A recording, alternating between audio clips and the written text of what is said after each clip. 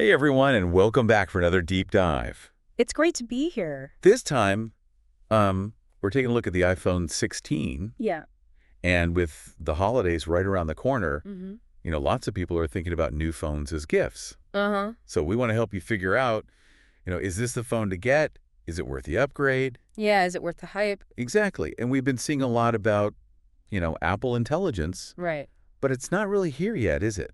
Not quite. It's all promises and future software updates for now. Okay, so we'll try and steer clear of that for this deep dive. Focusing on what we can actually use today. Exactly. I'm looking at my own phone and thinking, oh, it's starting to feel a little ancient. Right. So I'm genuinely curious to see what the iPhone 16 brings to the table. Me too. And we're lucky to have you here. You're always so good at cutting through the marketing and really getting to the heart of what matters in new tech. Well, try. So let's start with the design. Okay. Did they reinvent the wheel this time, or are we looking at more subtle changes? Yeah, I'd say it's more evolution than revolution this time around. Okay. We've got some repositioned cameras. The camera bump on the back is a little more streamlined. Yeah. And of course, the new color is always a big deal. Right. That teal is really something else, I think. Oh, yeah, that teal. It's like they finally decided to give us a fun color. Right. It's Yeah. nice to see something a bit bolder. Yeah, for sure. It's like a little burst of personality in a sea of, Yeah. silver and gray. Exactly. So do you think this is a trend? We'll see more of bolder colors in tech? I hope so. I think people are ready for it. Yeah, me too. Yeah. Okay, so speaking of things that are supposed to be fun and make our lives easier, Oh. let's talk about the new buttons. Oh, yeah, the action button and the camera control button. Right, more buttons usually means more functionality, Usually. but some of the reviews are saying they're a little gimmicky and prone to accidental presses. Yeah, that's been a common complaint. So help me understand. Aren't more buttons supposed to be a good thing? In theory, yes. But I think in this case, Apple maybe went a little overboard without thinking through how people would actually use them. Okay, so the idea is good, but the execution isn't quite there yet. Yeah, that seems to be the consensus. Especially with that camera control button. I can see how that could be a Hello problem. everyone, in today's video if we're it's going to too be easy looking to at the accidentally iPhone 16 press. Pro Max. Exactly. You don't want to be fumbling around trying to take a picture and end up changing all the settings. All right. Okay, so maybe not a home run on the button front. We'll see. Maybe they'll refine it with software updates. Yeah, fingers crossed. But you know what really matters? At the end of the day, performance. Absolutely. Is this phone a powerhouse, or are we looking at another case of all bark and no bite? Well, that A18 chip is no joke. Okay, The benchmarks are incredible. It can handle pretty much anything you throw at it. so gaming, video editing, all that good stuff. Yeah, it runs even smoother than the Pro models, apparently, thanks in part to the extra RAM.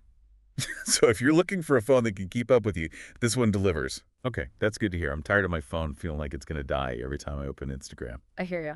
But speaking of dying, there's been some talk about overheating issues with the iPhone 16. There have. How serious is it? Yeah, how worried should we be? It's something to be aware of, for sure. It seems like even with normal use, browsing or charging, the phone can get pretty warm. Huh, so is it uncomfortably warm or just a little toasty? It sounds like it can get uncomfortably warm for some people. Not ideal. Oh. It seems like Apple hasn't quite figured out the heat management with this new chip. Yeah, it's a powerful chip, but it definitely generates some heat. Okay, so we've got speed, but we also have heat. Right. What about battery life? Right. Did Apple finally deliver on that front, or are we still chained to our chargers? Well, the battery is slightly larger than the iPhone 15, Okay. and the A18 chip is more energy efficient when it's not working too hard. That's a good point. Apple claims you can get 22 hours of video playback.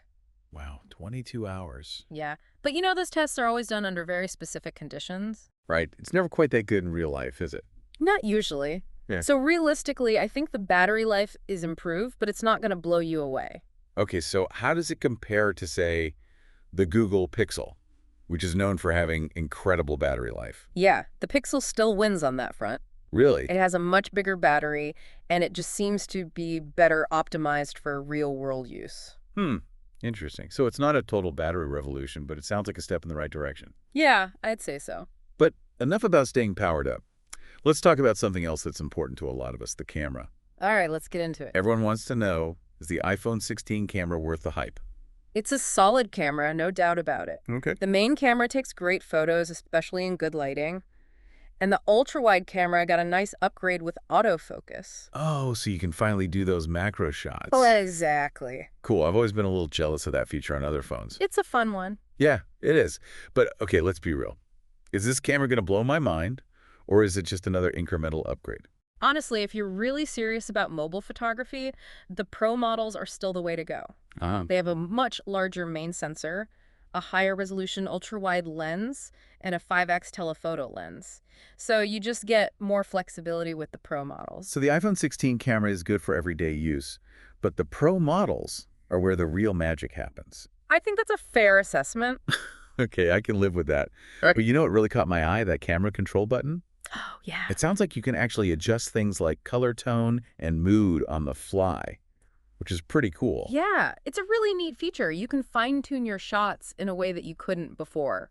It's like having a mini DSLR in your pocket. Exactly. It gives you so much more creative control. Okay, I have to admit I'm kind of excited about that. I love the idea of having more control over my photos, especially when I'm on the go. It's definitely a step up from your typical point-and-shoot smartphone camera. Right. Okay. But speaking of things that are on the go, let's address the elephant in the room, Apple Intelligence. It was the big buzzword at the launch, but it's not actually on the phone yet. Not yet. What's the deal with that? It seems like Apple is betting big on AI, but they're not quite ready to show their hand. So all those impressive features they showed us in the keynote. The advanced writing tools, the AI-powered image search, the super smart Siri. Yeah, all that stuff. It's all MIA for now. It's all based on promises of future software updates. Exactly. That's so frustrating. It feels like we're being asked to buy into a potential future rather than a complete product. Yeah, I can see why people are hesitant. We've seen this before with other AI products that overpromised and underdelivered. Hmm. Is Apple different, or are they falling into the same trap?